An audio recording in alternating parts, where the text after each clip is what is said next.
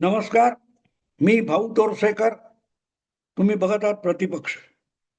मित्रांनो, तुम्हाला आठवत असेल तर महिना दीड महिन्यापूर्वी बंगालमध्ये सत्ता गमावल्यावर आणि आपला पक्ष फुटताना बघितल्यानंतर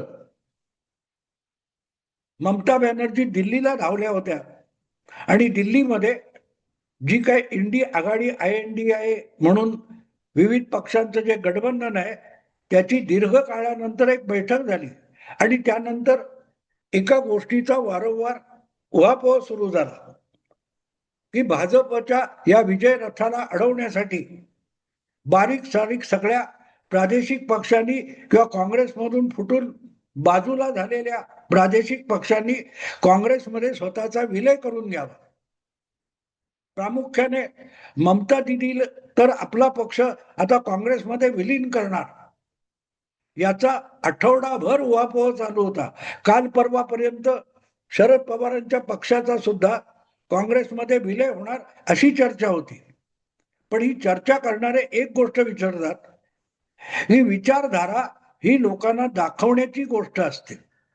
व्यवहारामध्ये प्रत्येक पक्ष आपल्या परीने धंदा करत असतो, बिझनेस करत असतो आणि बिझनेसमध्ये भांडवली गुंतवणूक, स्थावर जंगम मालमत्ता यांचा संबंध असतो आणि त्यामुळे बाकीचं तत्वज्ञान हे सामान्य जनतेला उल्लू बनवण्यासाठी असतं. व्यवहारता राजकारण हा धंदा झालेला आहे. प्रत्येक पक्ष आपापल्या परीने बिझनेस चालवत असतो. राजकारण हा आता सेवावरती पेशा राहिलेला नाही, तो एक धंदा झालेला आहे आणि त्यामुळे धंद्यामध्ये जशी स्थावर जंगम मालमत्ता लागते तशी प्रत्येक पक्षाकडे असते. तुम्हाला माहिती आहे की ममताच्या पक्षाचं जी बँकेमध्ये खाती आहेत त्यामध्ये काहीतरी 400 का 800 कोटी रुपये कॅश आहे. पक्षाच्या गंगाजळीमध्ये ही जी 400-800 कोटींची रक्कम आहे ती काढण्यावर सध्या कोर्टाने निर्बंध लावलेला आहे. कोणीतरी ममता दीदींचा माजी पक्षाचा खजिनदार त्याने बँकेला आणि कोर्टाला कळवलं आणि त्यामुळे तृणमूल काँग्रेसची जी बँकेतली विविध खाती आहेत त्या खात्यांमध्ये जे काही पैसे आहेत ते मनचाहे पक्षाच्या कुठल्याही पदाधिकाऱ्याला काढता येणं अशक्य झालेलं आहे. मुद्दा इतकाच की पक्ष याचा अर्थ स्थावर जंगम मालमत्ता असते, प्रॉपर्टी मॅटर आहे. पार्टी मॅटर वेगळं आणि प्रॉपर्टी मॅटर वेगळं. पण जे नामवंत पक्ष असतात त्यांच्यामध्ये पार्टी मॅटर कमी आणि प्रॉपर्टी मॅटर जास्त असतं. मध्यंतरी तुम्हाला माहिती आहे की मुंबईमध्ये ज्यावेळेला एकनाथ शिंदेच्या गटाचे लोक काहीतरी मोर्चा काढून सेना भवनवर आले होते तेव्हा आता हे सेना भवन पण ताब्यात घेणार म्हणून टाहो फोडला गेला होता. पण शिंदेकडून खुलासा करण्यात आला, आम्हाला सेना भवनवर वगैरे ताबा नकोय, आम्हाला शिवसेना उभाटाची कुठलीही मालमत्ता नकोय. पण तसं बंगालच्या तृणमूलच्या बाबतीत झालं नाही. एक दिवस योग्य वेळ ठरवून ऋतुव्रत बॅनर्जी यांचा जो बंडखोर तृणमूल काँग्रेस गट होता ते ठराविक नेते एकत्र जमले आणि कोलकात्यामध्ये जिथे मुख्यालय आहे तृणमूल काँग्रेस तिथे जाऊन धडकले.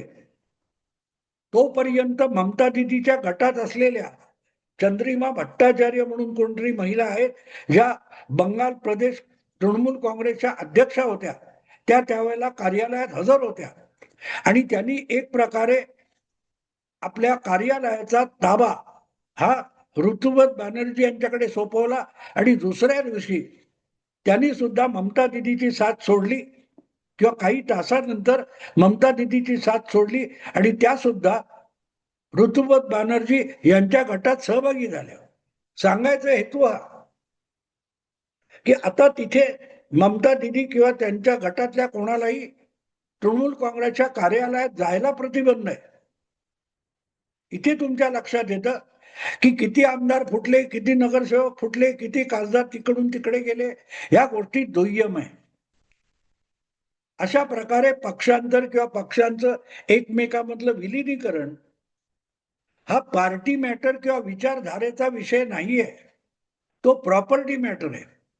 मला एक गोष्ट 5-6 वर्षापूर्वी मी अनेक व्हिडिओतून तेव्हा सांगत होतो. तुम्हाला आठवत असेल, ज्यावेळेला उद्धव ठाकरे मुख्यमंत्री होते आणि पुढची 25 वर्ष उद्धव ठाकरेच मुख्यमंत्री राहतील, भाजपने सत्तेमध्ये यायचं स्वप्न सुद्धा बघू नये, अशी ग्वाही संजय राऊत देत होते.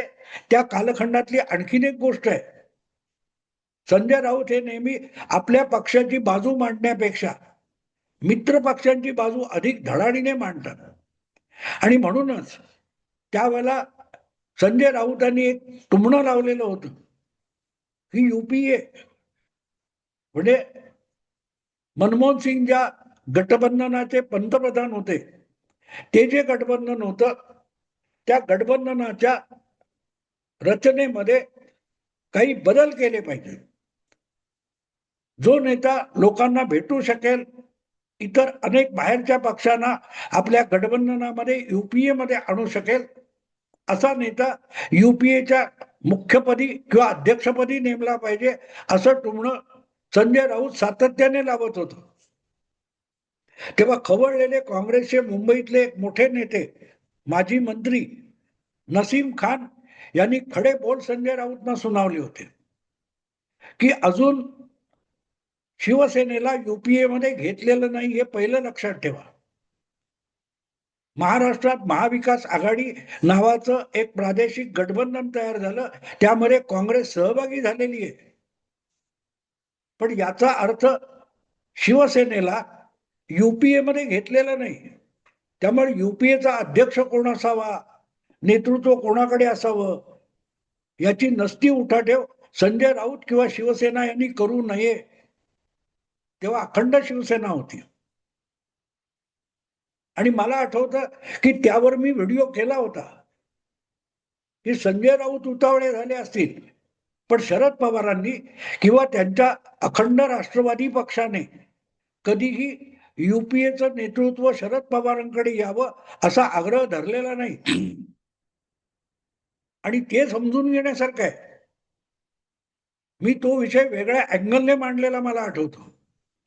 जे शरद पवार कुठल्याही लहान सहान संस्थेचे अध्यक्ष व्हायला धडपडत असतात, मुंबई क्रिकेट असोसिएशन असो, मराठा मंदिर असो, मुंबई मराठी ग्रंथ संग्रहालय असो, अशा जवळजवळ 100वर संस्था असतील की ज्याचे लाईफ लॉंग अध्यक्ष शरद पवार आहेत. अनेकदा शरद पवार त्या संस्थेत दाखल होतात, अध्यक्षपद मिळवतात, त्याच्यावरचं नियंत्रण मिळवतात आणि पहिली त्या संस्थेच्या घटनेमध्ये दुरुस्ती करून घेतात की आता आमरण शरद पवार हे तिथले अध्यक्ष राहतील. असो, तर मी त्या व्हिडिओमध्ये एक मुद्दा मांडला होता की बाकी सगळीकडे अध्यक्ष होण्याची घाई असलेले शरद पवार हे संजय राऊतांनी वारंवार सुचवल्यानंतर सुद्धा युपीएचे अध्यक्ष होण्याविषयी चकार शब्द का बोलत नाहीत. शरद पवारांच्या पक्षातला कोणी माणूस हा युपीएचं अध्यक्षपद आपल्या पक्षाच्या सर्वोच्च नेत्याला मिळावं म्हणून चकार शब्द का बोलत नाही, तर त्याचं कारण इतर कोणी कधी सांगितलं नाही, ते मी सांगितलं. त्याचं कारण सोपं होतं. युपीए नावाचं जे गठबंधन होतं त्याच्या बैठका कधी काँग्रेस पक्षाच्या कार्यालयामध्ये, कधी कुठल्या तरी नेत्याच्या घरी किंवा कुठच्या तरी पंचतारांकित हॉटेलमध्ये होत राहिले. कारण युपीए नावाच्या गठबंधनाला स्वतःचं कुठचंही कार्यालय नाही. थोडक्यात युपीए नावाचं जे गठबंधन आहे त्याची स्वतःची कुठलीही स्थावर जंगम मालमत्ता नाही. युपीए नावाच्या गठबंधनाचं कुठल्याही बँकेमध्ये अकाउंट नाही. युपीए नावाच्या गठबंधनाकडे स्वतःच असं काहीही संपत्ती नाही. मग अशा संस्थेचा ओसाड गावचा अध्यक्ष व्हायला शरद पवार कशाला पुढे जातील. तेव्हा सांगायचा मुद्दा असा मित्रांनो की राजकारण हा आता बिझनेस झालेला आहे. त्यामुळे प्रत्येक पक्षाकडे अक्षरशः करोडो करोडो रुपयाची मालमत्ता आहे. बँकांमध्ये खाती आहेत ज्याच्यामध्ये करोडो रुपयाची गंगाजळी आहे. तुम्ही विचार करा, तुलनेने तृणमूल काँग्रेस हा बंगालपूरचा पक्ष आहे, पण त्या पक्षाच्या खात्यामध्ये 400 किंवा 800 कोटी रुपये असल्याच्या बातम्या येतात, तेव्हा विचार करा ही उरलेल्या अशा लहान मोठ्या पक्षांकडे किती प्रॉपर्टी असेल. अगत्याने बातम्यांमध्ये आपल्याला भाजपच्या खात्यामध्ये इतकं आहे, भाजपला इतके कोटी रुपये डोनेशन मिळालं, देशामध्ये सर्वाधिक डोनेशन मिळणारा पक्ष कुठचा असेल तर भाजप आहे हे सांगितलं जातं. पण काँग्रेसच्या खात्यामध्ये डोनेशन किती मिळालं नाही हे सांगणारे जे आहेत ते त्या काँग्रेसच्या खात्यामध्ये डोनेशन म्हणून जमा झालेल्या पैशाची विल्हेवाट सोनिया गांधी आणि राहुल गांधी कशी लावतात याच्यावर चर्चा करतात का? मीडियामध्ये कोणीही चर्चा करत नाही.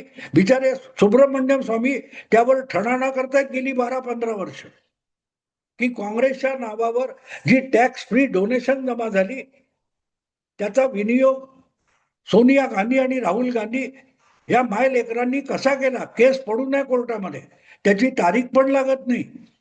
त्या सांगायचा मुद्दा असा. आणखीन एक जाता जाता सांगितलं पाहिजे, पक्षाची मालमत्ता म्हणजे किती असते. काँग्रेस पक्षाला आज स्वबळावर तमिळनाडू सारख्या राज्यामध्ये एक आमदार निवडून आणणं सुद्धा मुश्किल आहे. पण त्या तमिळनाडू राज्यामध्ये काँग्रेस पक्षाची मालमत्ता किती आहे ऐकलं तर तुम्हाला हार्ट अटॅक येऊ शकतो.